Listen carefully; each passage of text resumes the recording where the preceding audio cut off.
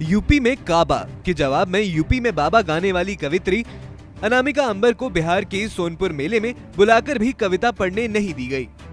फिर अन्य कवि भी कार्यक्रम में नहीं पहुंचे, जिसके बाद अनामिका अंबर ने खुद अपने सोशल मीडिया पेज पर लाइव आकर जानकारी दी है और बिहार सरकार पर गंभीर आरोप लगाए हैं। मित्रों, कैसे हैं आप लोग? मैं अनामिका जैन अंबर आप सभी के बीच लाइव हूँ और इस समय मैं पटना एयरपोर्ट पे हूँ। दिल्ली के लिए यहाँ हम लोग इंतज़ार कर रहे हैं और आज एक मन की बात आप लोगों से साझा करने के लिए मैं यहाँ पर उपस्थित हुई हूँ। कल बिहार में कल कार्यक्रम था यहाँ पर हरिहर क्षेत्र सोनपुर मेले का एक बड़ा कार्यक्रम था और यहाँ पर मुझे आमंत्रित किया गया था। करीब 1 महीने पहले इस कार्यक्रम में आमंत्रित किया गया था। हज़ारों की संख्या में कल हमारे श्रोता भी यहाँ पर उपस्थित थे। इस समय मैं पटना के एयरपोर्ट पे हूँ।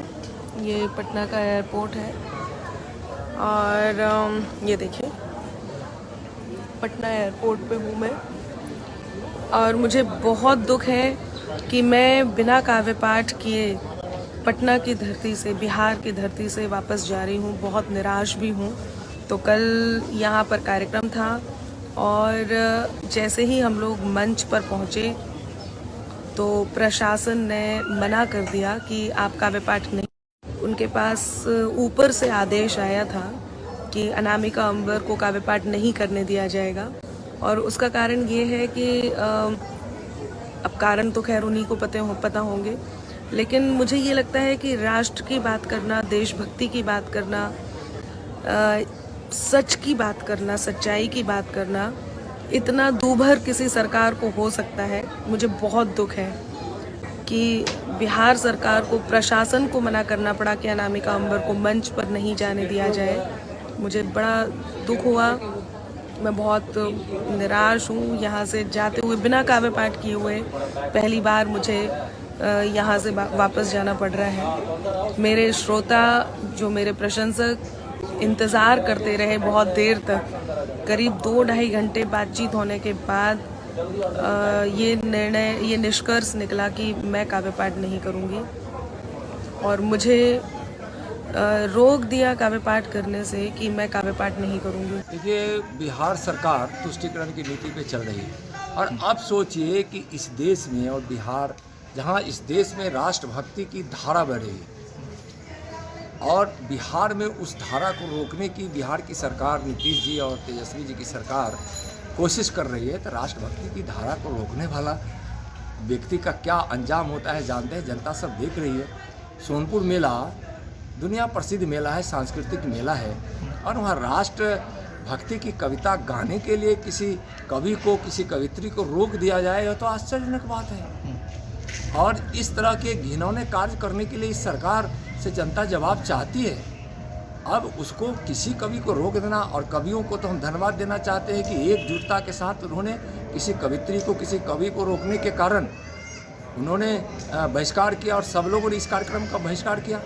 और बिहार सरकार पर जो आरोप लग रहे हैं, बिहार सरकार को शर्म करनी चाहिए। बिहार सरकार को तो बिहार और देश से माफ़ी मांगनी चाहिए कि एक ऐसा प्रसिद्ध वो कवित्री है जो राष्ट्रभक्ति की गीत के लिए और कविता के लिए प्रसिद्ध है, उसको रोके जाना। इस भारत में अब कोई राष्ट्रीयता की बात करे, राष्ट्रीय गीत गाए, राष्ट्रीय कविता पढ़े, राष्ट्रीय कहानी कहे, तो उसको रोक दिया जाए। यह सरकार तुष्टीकरण के आधार पर सत्ता की लोलुपता में किसी वोट को खुश करने के लिए इस प्रकार के कदम उठा रही है, जो बिल्कुल ही यह आपत्तिजनक है, घोर आपत्तिजनक है। इसकी हम घोर निंदा भी करते हैं और सरकार को चेतावनी भी देते हैं कि अगर राष्ट्रभक्ति की ज्वार को रोकने की कोशिश किए तो यह तूफान आपको बर्बाद कर देगी। आपका रास्ता वहीं रोक देगी जहां आप खड़े हैं। उससे इतना पीछे आपको जाना पड़ेगा, इतना पीछे जाना पड़ेगा कि आप कहीं नजर नहीं आएंगे। वहीं बीजेपी के केंद्रीय मंत्री नित्यानंद राय ने कहा कि किसी कवित्री या कवि को रोकना आपत्तिजनक है। बिहार सरकार को इसके लिए माफी मांगनी चाहिए। बता दें कि मेले में पर्यटन विभाग के मुख्य मंच पर शुक्रवार को अखिल भारतीय कवि सम्मेलन का आयोजन किया गया था, जिसमें तमाम कवियों के साथ स्टार कवित्री डॉक्टर अनामिका जैन अंबर को भी काव्य पाठ के लिए आमंत्रित किया गया था, पर उन्हें कविता पढ़ने नहीं दी गई। अनामिका अंबर को काव्य पाठ करने से मना करने के संबंध में सूत्रों से मिली जानकारी के अनुसार उत्तर प्रदेश के मुख्यमंत्री के समर्थन में काव्य पाठ नहीं करने की बात उनसे फोन पर कही गई, जिसके कारण वे पटना से सोनपुर कार्यक्रम में नहीं पहुंची। नमस्कार, मैं हूं मानक गुप्ता। अगर आपको हमारा ये वीडियो पसंद आया हो तो इसे लाइक और शेयर जरूर करें, और हाँ, हमें सब्सक्राइब और फॉलो करना ना भूलें ताकि आप देश और दुनिया की कोई खबर मिस ना करें। तो जुड़े रहिए हमारे साथ और देखते रहिए न्यूज़ 24।